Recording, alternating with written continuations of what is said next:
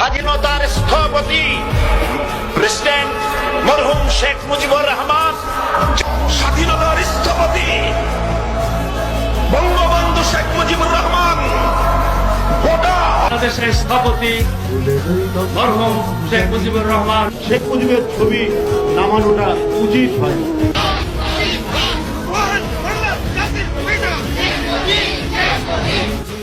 মানে বাংলাদেশ বঙ্গবন্ধু একটা স্বাধীন দেশ, যার জন্ম না হলে আমি সেনাবাহিনী প্রধান হতে পারতাম না, যার জন্ম না হলে রাষ্ট্রপতি হতে পারতাম না, যার জন্ম না হলে এই সংসদে বক্তব্য দিতে পারতাম। বাংলাদেশের রাষ্ট্রের স্থপতি ও জাতীয় ইতিহাসের শ্রেষ্ঠ সন্তান মরহুম শেখ মুজিবুর রহমানের প্রতি শ্রদ্ধা নিবেদন করছি। দা ভিঞ্চির মোনালিসা দুইবার রাখতে পারবে না। 7ই মার্চ সমগ্র বিশ্বে একবারই ওই ভাষণ ওভাবেই যাবে।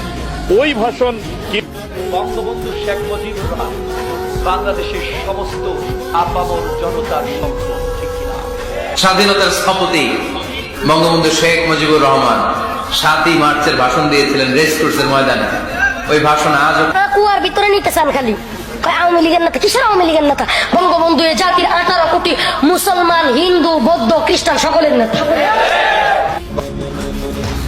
এক নেতা এক দেশ, বঙ্গবন্ধু